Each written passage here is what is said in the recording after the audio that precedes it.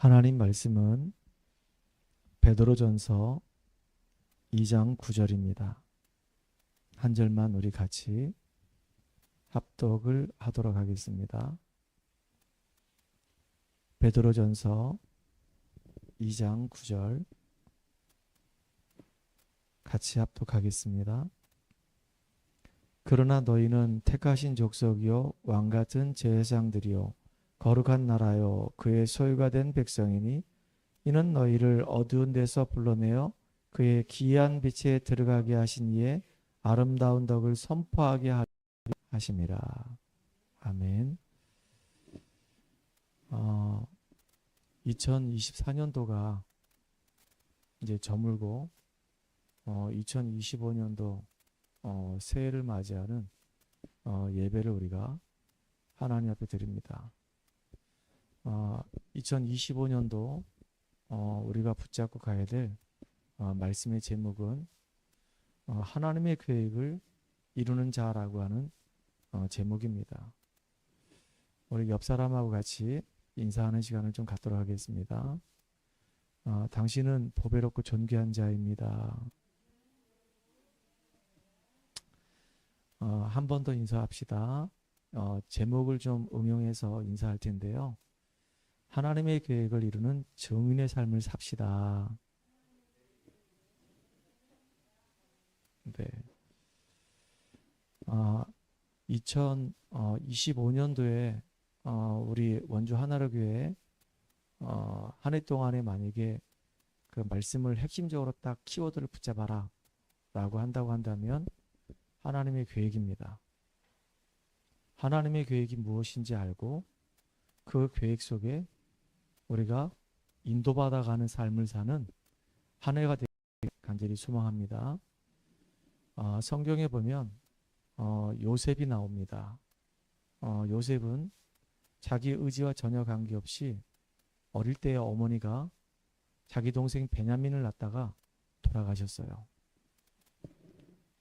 어릴 때 어머니의 사랑을 받아야 될 이 요셉은 어머니의 사랑을 받지 못하고 성장했습니다. 지금 사회에서 가장 큰 문제를 일으키는 사람들의 그 특징을 보게 되면 어린 시절에 부모님의 사랑을 제대로 못 받아서 결핍이 있었기 때문에 그게 상처로 자리 잡아가지고 나중에 그게 영적 문제가 됐기 때문에 정말로 다른 사람을 막 칼로 찔러 죽이는 이런 극악무도한 이런 일들이 막 벌어진단 말이에요. 요셉도 어린 시절에 어머니가 돌아가셨어요. 그거는 누구도 대신해 줄 수 없는 큰 상처가 될 수 있는 겁니다. 그런데다가 성장 과정을 가만히 보게 되면 하루도 바람 잘 날이 없었습니다. 이복 형들만 10명이에요. 아버지가 이 요셉을 너무너무 이뻐하다 보니까 그 아버지가 이뻐하는 그 요셉에 대해서 형들이 별로 이렇게 좋아하는 거 아닙니다. 그러니까 왕따를 시키고 굉장히 막 괴롭히는 겁니다.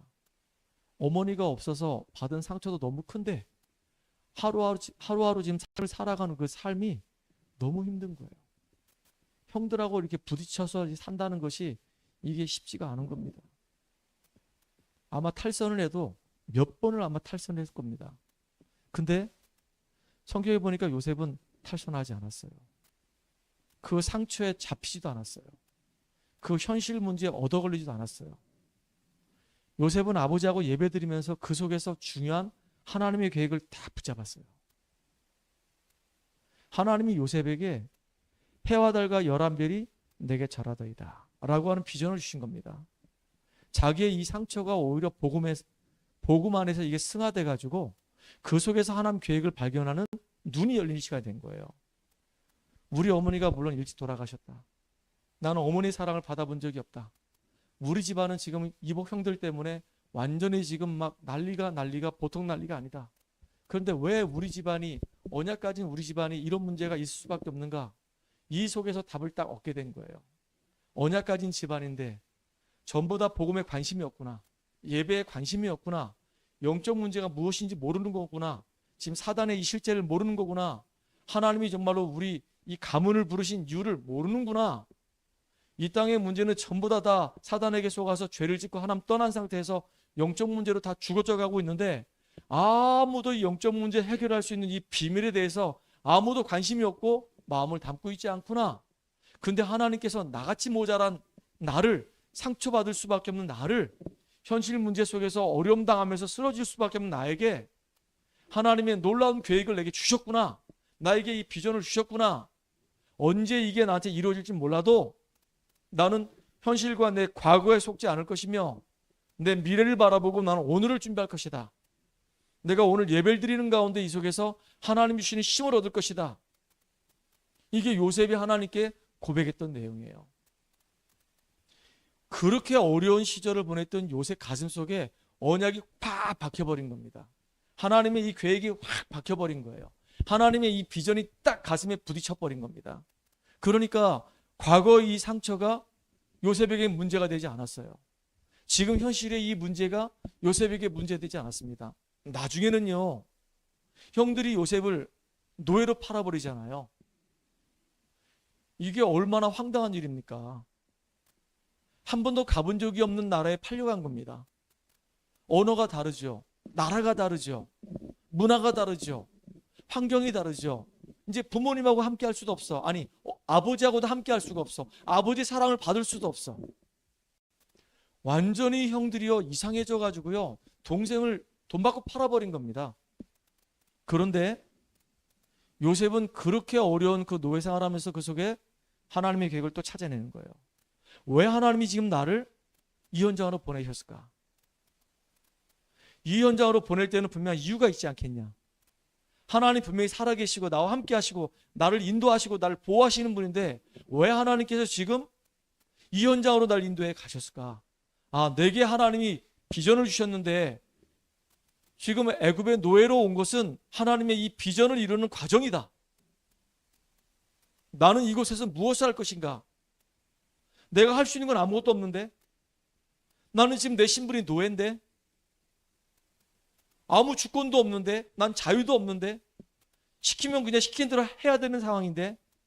그럼 내가 할 수 있는 것은 남들의 시선을 피해서 나와 함께 하신 하나님께 예배드리는 것이고, 내가 노예이기 때문에 노예로서 내가 이곳에서 하나님이 나와 함께하는 증거를 보이는 것이다. 남들이 하는 것보다 내가 10배를 더 하는 것이다. 최선을 다하는 것이다. 그래서 하나님의 증거를 나타내는 것이다. 이제 요셉이요 계획을 붙잡은 거예요. 그러니까 노예로 가도 그 노예의 현실이 요셉을 무너뜨리지 않았어요. 나중에는 결국은 하나님이 요셉에게 주셨던 그 언약 그대로 애굽의 총리가 돼가지고 전 세계에 복음을 증거하면서 하나님 나라 이루는 주역이 돼버린 겁니다. 저와 여러분이 하나님의 계획을 찾아내는 축복의 주역 되기 바랍니다. 요셉은 알았어요. 뭘 알았냐? 나는 누구냐? 이걸 아는 겁니다. 도대체 나는 누구냐 이거예요. 자기의 분명한 정체성을 알았어요. 나는 야곱의 아들, 11번째 아들 요셉이다. 맞죠? 그거 말고 그건 진정한 내가 아니잖아요. 나는 누구냐? 나는 하나님 앞에 거룩한 나라요. 소유된 백성이요. 나는 왕같은 제사장이요. 이 귀한 빛을 증거하는 나는 복음 전하는 전도자다. 자기가 누군지 정확하게 안 겁니다. 나는 정말로 복음 때문에 구원받은 하나님 자녀다. 하나님이 함께하는 자다. 하나님이 인도받는 자다. 하나님이 계획을 이룰 자다. 내가 누군지 정확하게 안 거예요. 그리고 이 요셉은요 자기에게 주어진 일에 대해서 최선을 다했어요. 노예면 노예로서 최선을 다했고, 감옥에 가면 감옥의 죄수로서 최선을 다했고, 애굽의 총리가 됐을 때 서열 2위 아닙니까? 어깨에 힘 안 주고요. 하나님이 나를 총리로 세우신 이유가 있겠구나. 내가 그럼 여기서 내가 해야 할 일만 최선을 다하고 하나님 영광 나타내는 것이다. 정말로 최선을 다했어요. 자기 업에 최선을 다했어요. 누가 보더라도 다 알 만큼 최선을 다했어요. 최고의 축복 누렸어요. 어느 정도였냐? 보디발 집이 복을 받았고, 감옥이 복을 받았고, 바로가 복을 받았고, 애굽이 전체가 다 복을 받았고, 전 세계 복을 받는 이런 일이 벌어진 겁니다. 한 개인이 자기가 누군지 정체성을 깨닫고 자기가 하는 그 업에 이유를 알고 하나님의 은혜와 그 능력 속에서 일을 하다 보니까 모든 사람을 살리는 축복의 정인으로 쓰임받게 된 겁니다. 또 나중에는 요셉이요, 이거로 끝나지 않잖아요. 요셉이 한 사람 때문에 가정과 가문을 살려내고 다 살려내는 축복의 주역이 돼버렸어요. 자기는 지금 성경에 보니까 제1호 선교사예요. 아니 지금 가나안 땅에서 이스라엘 사람들과 함께 생활해야 되는데 형들의 시기 때문에 완전히 진짜 언어가 다르고 문화가 다른 그 현장으로, 애굽 현장으로 선교지로 지금 간 겁니다. 그 현장에서 자기는 하나님과 함께하는 비밀을 누리면서 선교사에게 생을 걸고 하나님 영광 나타내는 주역으로 쓰임받았어요. 2025년도가 바로 우리가 이 세 가지 단어를 딱 마음에 담는 그런 시간이 됐으면 좋겠습니다. 내가 있는 현장에서 하나님의 역사가 일어나는 응답을 확인하는 우리가 되자. 내가 하는 그 일 속에 하나님의 역사가 일어나는 증거를 나타내서 하나님께 영광 돌리는 주역이 되자. 진짜 하나님의 소원은 세계 선교인데 진짜 선교에 우리가 방향 맞추고 전도에 우리가 방향 맞추고 우리 후대 살리는 그 일에 나의 삶을 드리자. 이게 2025년도 우리가 앞으로 계속 이제 메시지 풀면서 나갈 메시지란 말이에요. 서론적으로 두 번째로, 모세는 하나님의 계획을 늦게 깨달았어요.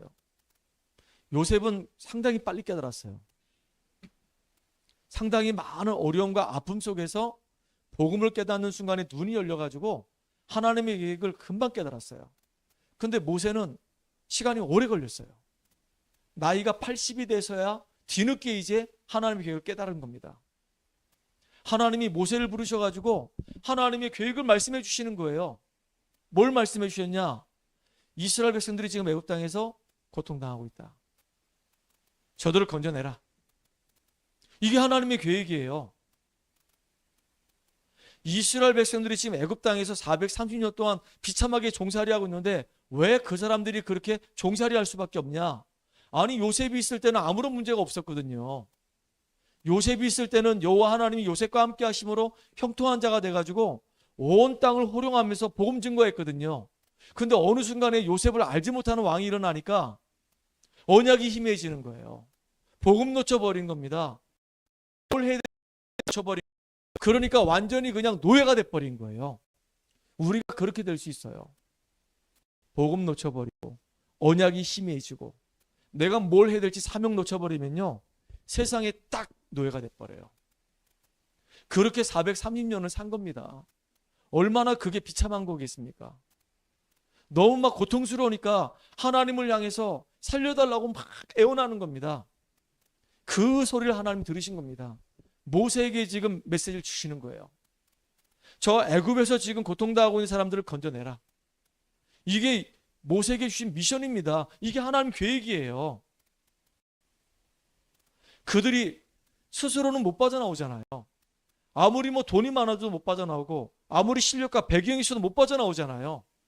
아무리 능력이 있어도 못 빠져나온단 말이에요. 그런데 모세가 희생제사 비밀 얘기하는 그 순간에 어린 양이 피 바르는 그날 완전히 해방돼 버렸어요. 이 구원의 역사를 일어난 거거든요. 이 구원받는 것이 하나님 계획입니다. 구원의 축복 속에 들어가는 것이 하나님 계획이에요. 모세와 같이 우리 주변에 구원의 길을 알지 못하고 추구하는 사람들이 너무 많습니다. 요즘 나라도 어렵고 지금 교단도 어렵고 교회도 어렵고 지금 사회적 문제 때문에 어렵고 온통 다 지금 다 어려워요. 정신하도 없습니다. 지금 대통령도 탄핵당했고 국무총리도 탄핵당했고 상황이 지금 너무 심각해요. 그런데다 지금 사고가 터져가지고 어려움 당한 사람 너무 많고 고통 당한 사람 너무 많고 또 교단 안에서 또 여러 가지 일이 있어서 또 어려움 당하고 교회들도 어려움 당하고 진짜 우리가 깨어서 기도해야 될 시간표예요. 나라를 위해서 기도해주고 교회를 놓고 기도해주고 목회자를 놓고 기도하고 정말로 이 사회를 놓고 기도해야 되는 겁니다. 이게 지금 비행기 사고가 우연이 아니란 말이에요. 재앙이 임할 때는 분명히 이유가 있단 말이에요. 언약 가진 자들이 빛을 발하지 못하고 소금 역할을 못하게 되면 이 땅에 재앙은 계속 올 수밖에 없는 겁니다. 이스라엘 백성들이 왜 애굽 땅에서 그렇게 430년 동안 종살이를 할 수밖에 없을까요? 그건 재앙이에요. 그건 저주예요. 언약 가진 자가 사명 감당 못하면은 복음 놓쳐버리면 그냥 당장 내 후대까지 재앙 당할 수밖에 없는 겁니다. 그래서 하나님의 계획은 뭐냐? 빠져나오라 그 얘기입니다. 못 빠져나오니까 어린 양의 피 바르고 빠져나오라 그 얘기예요. 구원의 길 대신 그리스도 붙잡고 빠져나오라 그 얘기입니다. 또 빠져나오도록 복음의 비밀 말해주라 그 얘기예요. 구원 받았습니다. 열흘이면 가나안 땅 들어갈 수 있는데 하나님이 이스라엘 민족들을 40년 광야길로 돌려버립니다. 이 광야길이 그냥 순탄한 길이 아닙니다. 굉장히 힘든 길이에요. 낮에는 너무 덥고 밤에는 춥고 늘 적들의 이 침략이 있기 때문에 불안하고 두렵고 그런 길을 걸어가는 겁니다. 먹을 것도 없어요. 마실 물도 없어요. 추위와 외로움에 늘 싸워야 되는 겁니다. 그런데 왜 하나님이 하필이면 언약의 백성들, 구원받은 백성들을 그렇게 막 광야로 막 몰아가셨을까요? 여기 하나님 계획이 있는 겁니다. 하나님이 이 이스라엘 민족들을 괴롭히려고 막 고통당하게 하려고 그 광야로 보낸 것이 아니라 가나안 땅 가야 되기 때문에, 하나님의 계획인 저 가나안 땅 들어가야 되기 때문에, 지금 이 상태로는 들어갈 수 없기 때문에 하나님이 갱신을 시켜야 되는 거예요. 치유를 받게 하시는 겁니다. 그러니까 우리에게 오는 모든 문제는 나를 갱신하는 시간이 되는 거예요. 너무너무 중요한 시간. 문제가 왔다? 진짜 그 문제 속에는 중요한 답들이 있는 거예요. 문제가 오지 않으면 우리는 복음 속으로 안 들어가요. 참 사람들이 교만해가지고요, 문제 와야지만 이제 엎드려서 예배드리고 기도하고 진짜 복음 속으로 들어가지, 만약에 문제가 없고 일이 잘 풀린다 그러면 이상하게 사람들이 느슨해져가지고요, 하나님 절대 안 바라봅니다. 그러니까 뭔가 이렇게 하나님이 충격을 줘야지만이 이게 각인 뿌리 체질되는 거예요. 워낙 저 애굽에서 430년 동안 노예 생활했기 때문에 이게 완전히 체질되고 근성되어 있기 때문에 그냥 쉽게 안 바뀌어.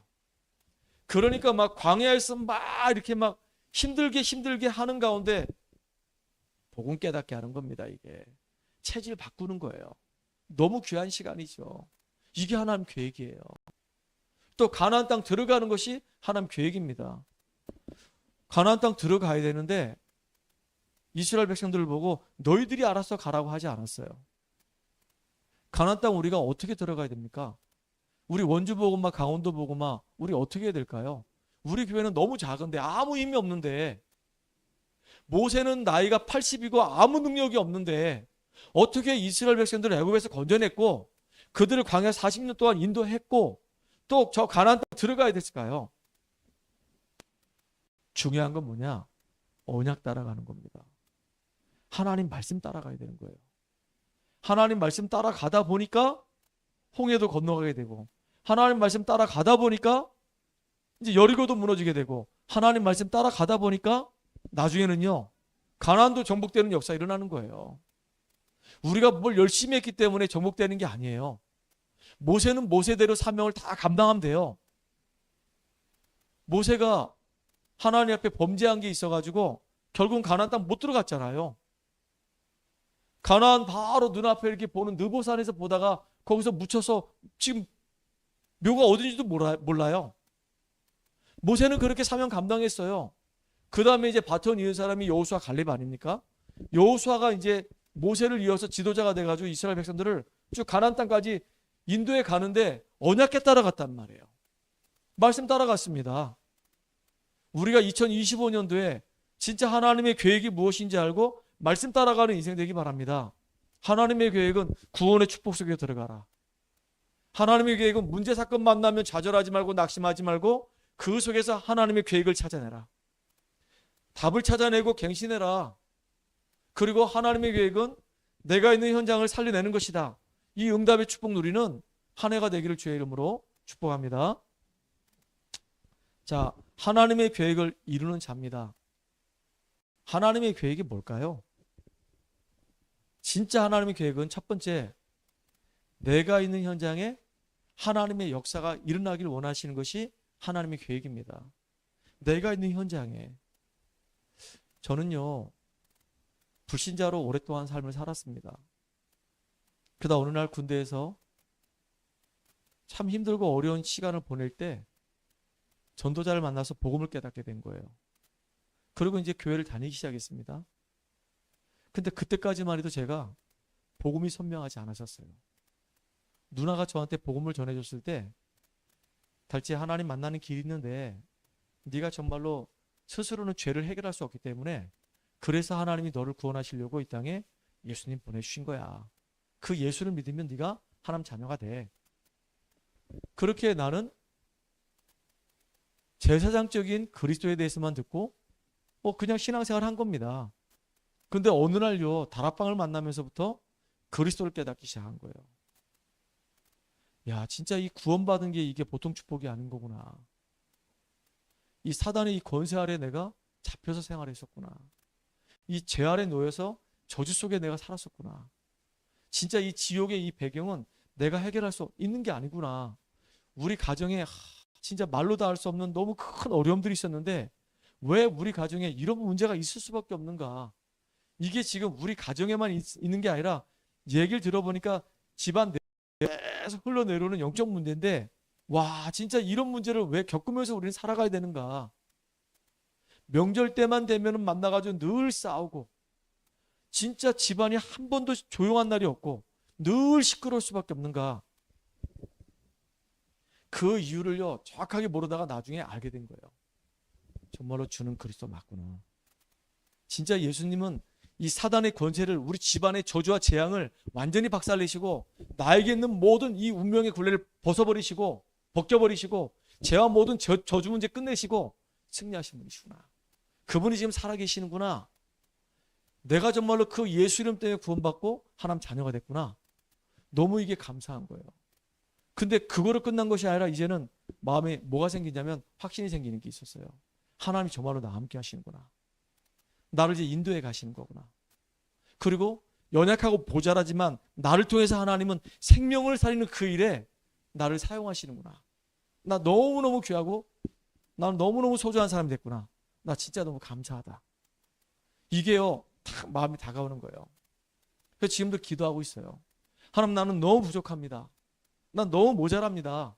하지만 하나님 나에게 생명 주셨기 때문에, 이 생명이 지금 내 안에 있기 때문에 날마다 이 생명이 내 안에 누림이 되게 해주시고, 그래서 이 생명이 내 안에 있는 이 생명이 다른 사람에게 전달돼서 그 사람들이 살아나는 놀라운 축복의 역사를 나의 삶 현장에서 누리게 해달라고 기도하고 있습니다.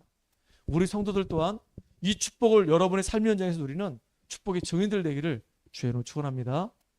초대교회의 성도님들이 그 응답을 누렸어요. 마가다락방에 모였던 이 성도님들이 정치적으로, 종교적으로, 사회적으로 굉장히 어려움 당하는데 이 사람들은요 인생의 분명한 답을 딱 가지고 있었단 말이에요. 주는 그리스도시고 살아계신 하나님이시다. 그 이름 가지고 이 땅에 하나님 나라 실현하는 것이다. 하나님은 이거 할 수 있도록 우리에게 성령 충만함 주신다 약속하셨다. 우리는 정말로 이 땅에 흑암 문화를 꺾어버리고 하나님 나라 이루는 주역으로 하나님 우리 부르신 것이다. 우리는 남은 자요, 우리는 하나님 자녀요, 우리는 전도자의 삶을 사는 것이다. 그래서 이 사람들이요 분명한 확신이 있었단 말이에요. 확신을 가졌을 뿐만 아니고 이제는 그 약속이 삶에 그대로 이루어지도록 뭐 했냐? 기도하기 시작했어요. 하나님, 정말로 예수 이름 때문에 내가 생명 얻었고 하나님 자녀가 됐는데 이제는 날마다 내 삶 속에서 이 신분과 이 권세가 날마다 누림이 되도록 주님 인도해 주세요.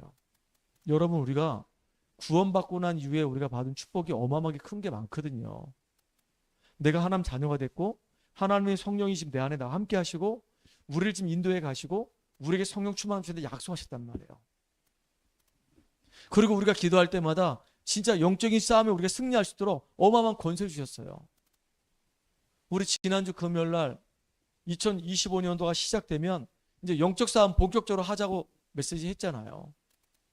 진짜 영적 싸움 할 때가 왔거든요. 아니, 목사님 교회 성도 몇 명 없는데요? 상관없어요. 나 한 사람만 정말로 깨워서 영적인 싸움하며 승리하는 겁니다. 그 한 사람 때문에 가정과 가문이 살아요. 여러분이 정말로 신분권세 누리고 영적인 싸움을 하는 가운데 정말로 가정 가문 살리는 정인 되기를 주의 이름으로 축원합니다. 내가 있는 그 현장에, 내가 가는 그곳에, 내가 있는 곳에 하나님의 역사가 일어나기를 하나님 원하시는 겁니다. 누구를 통해서요? 우리를 통해서. 요셉을 통해서 하나님이 역사하셨어요. 요셉이 가는 곳마다 하나님이 역사하셨어요. 요셉이 노예를 가도 하나님이 역사하셔가지고 보디발 집이 복을 받았어요. 누명 쓰고 감옥 갔는데 하나님이 역사하셨어요. 나중에는요, 바로 앞에 갔을 때도 하나님이 역사하셨어요. 요셉을 통해서 하나님이 역사하셨어요. 요셉이 있는 곳에서 하나님이 역사하셨어요. 생명들을 살리는 놀라운 축복으로 하나님이 역사하셨어요. 또 모세가 가는 곳마다 하나님이 역사하셨어요. 모세가 하나님의 언약 붙잡고 바로한테 가서 이스라엘 백성들을 내보내라고 얘기하니까 바로가 안 보낼 때 애굽 땅에 재앙이 말 것이다. 모세가 가서 말을 했는데 모세가 말을 하는 그 순간순간마다 하나님이 역사하셨어요. 하나님이 함께 하시고 역사하신 것을 바로가 봤어요. 여러분에게 하나님이 함께 하시고 역사하신 증거가 나타나는 2025년도 되기를 주의 이름으로 축복합니다. 두 번째는 뭐냐면요, 내가 하는 일에 하나님의 역사가 임하길 원하시는 겁니다. 내가 하는 일이 비록 보잘것없고 작은 일을 할지라도 거기에 하나님이 함께 하시면 능력이 나타나는 거란 말이에요. 모세는 나이 80입니다. 가진 거는 딱 지팡이 하나밖에 없어요. 지팡이가 무슨 능력이 있습니까? 지팡이가 무슨 힘이 있습니까? 근데 언약 가진 이 모세가 지팡이 짚고 움직이다 보니까 지팡이 갖고 홍해를 때려치니까 홍해가 갈라지는 거예요. 참 희한한 능력이 나타나는 겁니다. 이 지팡이 가지고 반석을 두들겨 치니까 반석에서 생수가 나오는 거예요. 그러니까 우리가 가지고 있는 가장 연약한 거라 할지라도 거기에 하나님이 역사하시면 능력이 나타나고 오히려 그걸 통해서 하나님 영광이 드러나는 거구나. 홍해 갈라지니까 이스라엘 전 백성이 하나님께 영광 돌렸거든요. 목말라 막 죽기 일보 직전이었는데 반석이 쪼개지면서 물이 나오니까 하나님께 영광 돌렸거든요. 다윗은 그 당시에 아주 흔한 일을 했어요. 목동일을 한 겁니다. 남들 다 아는 목동일을 했어요. 근데 남들 다 아는 목동일이지만 다윗은요, 오직이라는 그 축복소로 들어가는 거예요. 하나님이 지금 나와 함께 하시고 내가 시간 날 때마다 주님께 예배드리고 그 은혜를 내가 내 마음에 간직하고 내게 주어진 일은 목동일이니까 이 목동의 이 일에 대해서 내가 오직하는 것이다. 어느 정도냐? 사자의 이빨로부터 이 곰의 이 발톱으로부터 양들을 지켜야 되니까, 그러니까 돌 던지는 연습을 계속 할 수밖에 없는 거예요. 그 돌 던지는 일이 뭐 그게 대단한 일이라고요. 근데 그 돌 던지를 계속 했는데 그게 나중에는요, 양들을 지킬 뿐만 아니고 나중에 하나님이 역사하시니까 나라를 지키는 일이 되는 거예요. 골리앗이 왔을 때 다 벌벌 떨고 있는데 이 다윗이 나와가지고 딱 돌 5개 갖고 나갔거든요. 한 개 사용했는데 그게 골리앗을 무너뜨리는 무기가 돼버린 거예요. 누가 역사하셨어요? 하나님이 역사하신 겁니다. 다윗이 평상시에 했던 그 가장 작은 일인데 거기에 하나님이 역사하시니까 골리앗이 무너졌단 말이에요. 이런 응답들을 2025년도에 누리는 여러분 되기 바랍니다. 여기에 지금 학생들이 있습니다. 여러분 진짜 업의 여러분들, 학업의 여러분 증거 나타나길 바랍니다.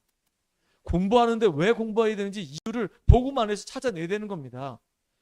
나는 좋은 직장에 취업되기 때문에 열심히 공부해야 됩니다. 땡. 직장 취업하면 뭐 할 건데요? 돈 많이 벌면 뭐 할 건데요? 하나님의 계획하고 아무 상관없어. 돈 많이 버니까 그 돈 번 거 갖고 내가 여가 선영을 잘할 겁니다. 여행도 많이 갈 겁니다. 해외도 많이 갈 겁니다. 그게 하나님 계획과 뭔 상관이 있는데요? 그 직장에 들어간 이유가 왜 들어갔는데요?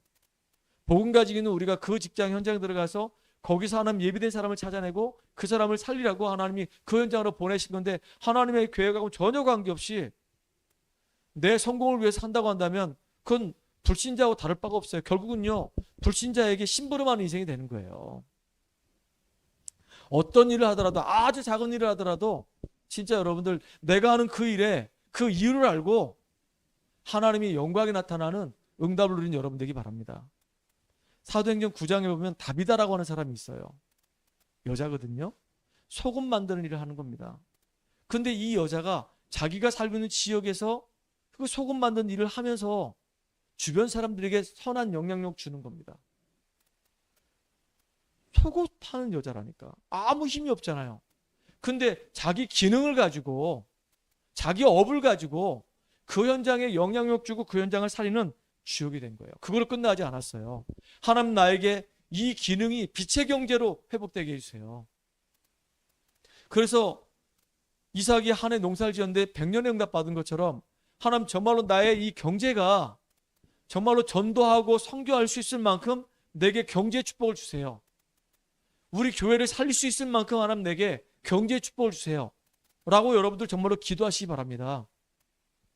제가 우리 딸한테는 그런 얘기 했습니다. 록펠러가 받았던 그 응답을 받았으면 좋겠다. 너는 앞으로 이제 산업인이 돼가지고 교회 식균 역할을 감당하는 주역이 되라. 아빠가 나중에 목회를 얼마나 할지 모르겠는데 아빠는 이제 목회하다 이제 은퇴하게 되면 나중에 너는 평신도로서 또 교회를 섬기고 또 다른 주의 종을 섬길 때 생을 걸고 섬겨라. 전도와 선교를 위해서라 한다면 정말로 생을 걸어라. 후대를 위해서라 한다면 생을 걸어라. 로마서 16장의 인물들이 바로 그런 인물들이었단 말이에요. 로마서 16장의 인물들은 이것저것 이해 타산이 있지 않았었어요. 정말로 복음의 은혜 받은 게 있었기 때문에 전도자를 위해서라고 한다면 내가 보호자 일을 할 것이다. 전도자를 위해서라고 한다면 나는 식준 역할을 감당할 것이다. 전도자를 위해서라고 한다면 나는 정말로 동역자 일을 감당할 것이다. 같이 우리가 인도받고 같이 응답받을 거란 말이에요. 그게 기능선교란 말이에요. 여러분 가는 곳마다 여러분 때문에 생명들이 살아나는 성경적 전도운동이 일어나길 바라고요. 여러분이 하는 그 업, 그 기능이 하나님의 놀라운 축복을 받아가지고 그 업을 통해서 전도 선교 마음껏 할 수 있을 만큼 교회의 식주인 동역자 보호자 역할을 할 수 있을 만큼 빛의 경제가 회복되는 여러분 되기를 주의 이름으로 축복합니다. 세 번째는 뭐냐면요. 하나님이 정말로 기뻐하시는 게 있습니다. 그게 바로 뭐냐면 세계 선교예요. 전 세계에 선교사를 가장 많이 배출한 나라가 미국입니다. 그래서 지금 미국이 저렇게 복을 받는 겁니다. 그 다음으로 만약에 인구 대비로 땅덩이로 비유했을 때 가장 많이 선교사 배출한 나라가 어느 나라냐라고 한다면 우리 대한민국이에요. 여러분 이 선교는요. 진짜 이게 보통 축복이 아닌 겁니다. 우리가 선교하지 않으면요. 외국에 있는 흑암 문화가 우리나라 들어옵니다. 그러니까 그 현장에 지금 선교사로 파송되신 분들은 보통 축복된 분이 아닙니다. 그래서 선교지를 가든지 아니면 우리가 보내든지 아니면 후원하든지 세 개 중에 하나예요. 지금 선교사님들이 많이 파송됐잖아요. 요즘 들어서 이상하게 그런 마음이 자꾸 드는 겁니다. 당연히 우리가 전도응답 받아야 되겠고 우리 후대들을 영적 서밋을 키워야 되겠고 그리고 우리가 선교도 정말로 마음껏 많이 해야 되겠다. 우리 교회는 연약하기 때문에 선교를 마음껏 못합니다. 우리가 지금 선교사님 2분 도와드리고 있어요. 저기 모스크바에 계시는 공병찬 선교사님하고 멕시코에 있는 김학희 선교사님 2분 도와드리고 있고요. 한 분은 그냥 도와드릴 수가 없어가지고 기도로 그냥 후원하고 있단 말이에요. 필리핀에 있는 김현수 선교사님. 3분을 우리가 돕고 있어요. 계속 새벽마다 계속 기도하고 한 달에 한 번씩 많지는 않지만 조금씩 우리 성도들이 선교헌금 한 거 가지고 후원하고 있단 말이에요. 나중에는요. 저는 기도 제목이에요. 우리 교회에서 선교사가 파송됐으면 좋겠습니다. 훈련된 선교사들이 파송돼가지고 우리 교회가 그 선교사를 돕고 선교사의 기도의 배경이 되어주고 물질의 배경이 되어주고 정말로 우리가 그 선교지까지 가서 함께 캠프하고 그랬으면 너무 좋겠어요. 나중에 우리 교회가 성장하게 되면요. 나중에 진짜 선교지마다 권역별로 나눠져가지고 평신도 선교회가 만들어졌으면 좋겠습니다. 그래서 동남아시아 선교회, 모스크바 선교회, 저 유럽 선교회 이렇게 선교지들마다 이렇게 여러분들 기도하면서 정말로 이게 얼마나 중요한지 알고 마음 담고 인도받는 우리가 됐으면 좋겠습니다. 그래서 2020년도에는 이 3가지 놓고 계속 기도할 겁니다. 하나님 우리 성도가 있는 그 현장에 하나님 나라가 임하게 해주세요. 우리 성도들이 일하는 그 현장에 하나님 빛의 경제가 회복돼 가지고 마음껏 정말로 전도 선교할 수 있도록 주님 축복해 주세요. 그리고 우리가 정말로 이제 품고 기도하면서 선교해야 될 나라가 이제 선정되게 해주세요. 237, 5천 종족 중에서 다 우리가 할 수는 없지만은 한 나라라도 우리가 붙잡고 기도하면서 거기에 있는 선교사님하고 조인돼 가지고 같이 그 현장을 놓고 기도하고 같이 인도받는 축복을 누리는 우리가 되도록 인도해 주세요. 제가 기도하고 있습니다.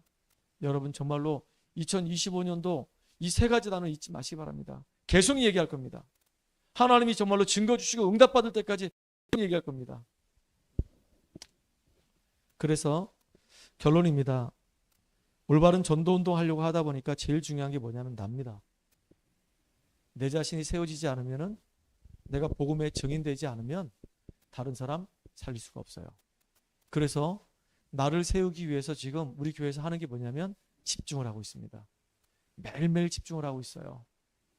이제 1단계 지나갔고 2단계 이제 지나가고 있습니다. 2단계 지나가고 나면 이제 3단계 할 겁니다. 계속 할 겁니다.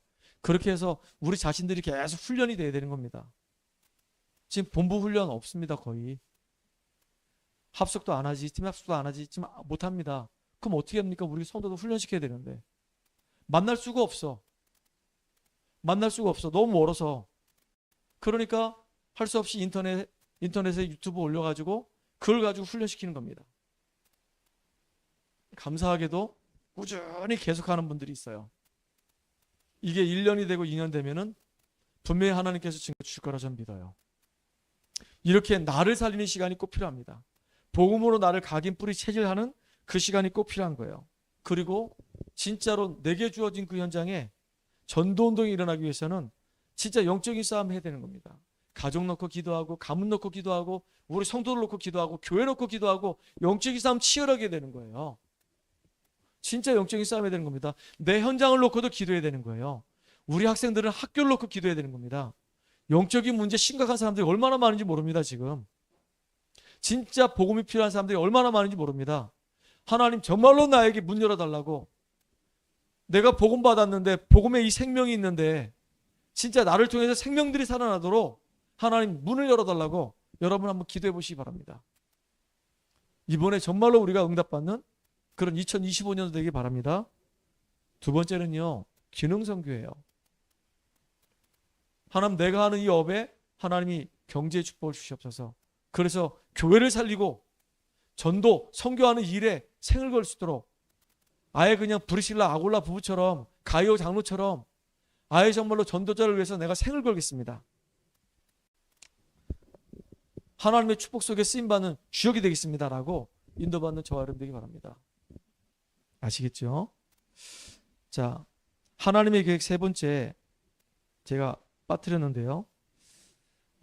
초대교회 이 제자들 한번 보세요. 참 중요한 제자들이 세워졌습니다. 교회가 막 힘들고 어려울 때, 그때 성령과 믿음과 지혜 충만한 이런 집사님들이 딱 세워졌어요. 그래서 이 집사님들이 무슨 일을 했냐면은, 사도들은, 다시 말하면 목회자들은 말씀과 기도에 전무하는 일을 하세요. 나머지는 다 우리가 할게요. 우리는 목회자의 배경이 되어줄게요. 목회자는 마음껏 전도운동 하세요. 진짜 복음 때문에 우리가 정말로 전도하는 목회자 도와주겠습니다. 이렇게 완전히 바뀌어버린 겁니다. 그리고 이 세워진 이 집사님들이 후대 우리가 완전히 생을 걸고 도와줄게요. 커버할게요. 그리고 이 선교 여기에 우리가 감당할게요. 이렇게 나온 겁니다. 진짜 우리 교회가 작지만은 이런 응답들을 이제 하나씩 하나씩 우리 누리는 그런 주역들 되기 바랍니다. 그래서 우리 교회는 작지만 헌금의 내용들이 많아요. 그래서 여러분들 정말로 마음 담고 이렇게 헌금하셔가지고 그 헌금 했던 걸 가지고 우린 계속 이렇게 그 목적 헌금대로 다 쓰니까, 내가 굶어서 손가락을 빠는 안 있어도 그렇게 목적 헌금대로 이렇게 하니까 너무 귀한 사역을 하고 있습니다. 2025년도는 이런 응답 누리는 저와 여러분 되기를 주의 이름으로 축복합니다. 기도하겠습니다. 하나님 감사합니다. 주님께서 2025년도 이제 시작하게 하신 주님을 찬양합니다. 내가 있는 그 현장, 내가 가는 현장에 복음 가진 나를 통해서 살아나는 놀라운 성경적인 전도운동이 일어나는 응답을 누리는 2025년도 되게 하여 주시옵소서. 내가 하고 있는 그 업, 그 직업, 산업, 사업, 어떤 것이든 간에 하나님 정말로 해야 될 이유를 찾게 하시고, 또 그 속에 빛의 경제가 회복되어져서 마음껏 정말로 우리가 전도 선교하기에 부족함이 없도록 하나님이 경제의 문들을 열어주시옵소서. 특별히 우리 교회 안에 하나님께서 정말로 기뻐하시는 중요한 복음의 일꾼들이 우뚝우뚝 세워짐으로 말미암아 정말로 이제 로마서 16장처럼 식주인, 보호자, 동역자들이 일어나게 하시고 이제 목회자의 배경이 되어지고 전도자의 배경이 되어지고 우리 교회에서도 선교사를 파송하고 지역을 장악하고 지역의 영적 시스템을 만들고 그래서 정말로 지역의 흑암 문화를 꺾어버리고 하나님 나라 실현하는 축복된 2025년도의 응답을 확인하는 시작이 될수록 주님이 역사하여 주시옵소서. 예수님의 이름으로 감사하며 기도합나이다. 아멘. 찬송가 우리 550장 찬양합니다.